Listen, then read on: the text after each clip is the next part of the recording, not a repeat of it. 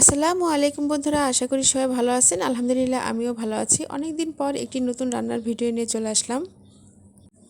তো আজকে আমি পাট শাক দিয়ে মুসুরির ডাল রান্না আপনাদের সাথে শেয়ার করব। তো এখানে আমি পাট শাক নিয়েছি, এখন শাকগুলো বেছে নিব। তো এখানে 3 আটি শাক আছে।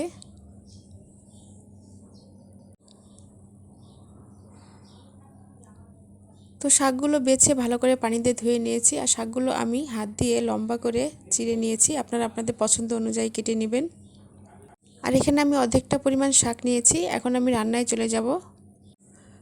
তো একটি কড়াইয়ে পরিমাণ মতো মুসুরির ডাল নিয়ে ডাল ভালো করে পানি দিয়ে ধুয়ে পরিমাণ মতো পানি দিয়ে দিয়েছি।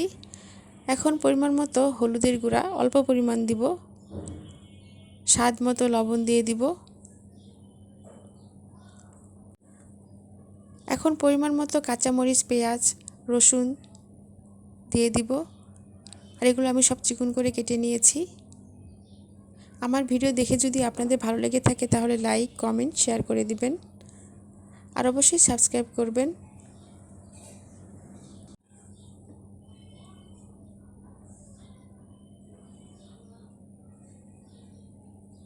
তো ডালটা প্রায় সিদ্ধ হয়ে গেছে। এখন আমি পাট শাক দিয়ে দিব। আর এভাবে আমি সবগুলো শাক দিয়ে দিয়েছি। এখন একটু নেড়ে চেড়ে দিব। যারা আমার চ্যানেলটাকে সাবস্ক্রাইব করে আমার পাশে আছেন তাদেরকে অসংখ্য অসংখ্য ধন্যবাদ।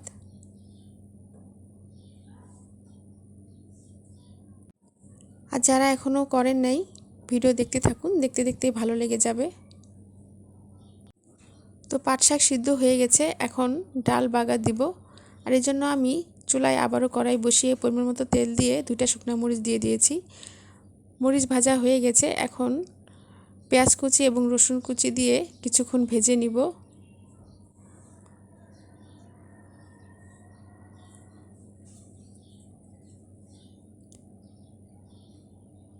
পেঁয়াজ রসুন একটু ব্রাউন কালার করে নিব।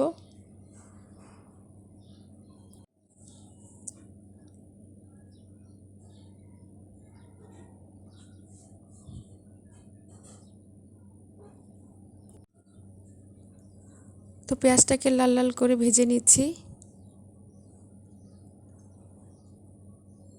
পেঁয়াজ রসুন ভাজা হয়ে গেছে, এখন এর মধ্যে ডাল দিয়ে দিব।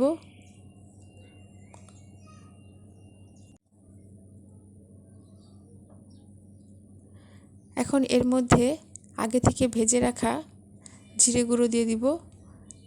জিরেটাকে ভেজে গুঁড়া করে নিয়েছি। এখন আবারও একটু নেড়ে চেড়ে দিব।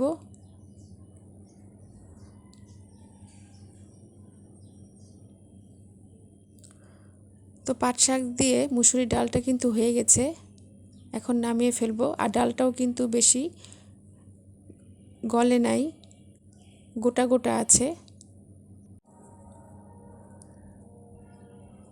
তো তৈরি হয়ে গেল পাট শাক দিয়ে মুসুরির ডাল রান্না। এই ডাল গরম ভাতের সাথে খেতে অসম্ভব মজা, আমার কাছে খুবই ভালো লেগেছে। আর এই ডালটা দেখতে যতটা সুন্দর হয়েছে, খেতে ততটাই মজা হয়েছে। তো এইভাবে আপনারা রান্না করে খেয়ে দেখতে পারেন।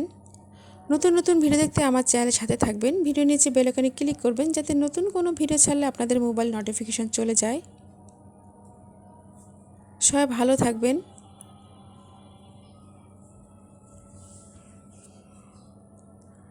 আল্লাহ হাফেজ।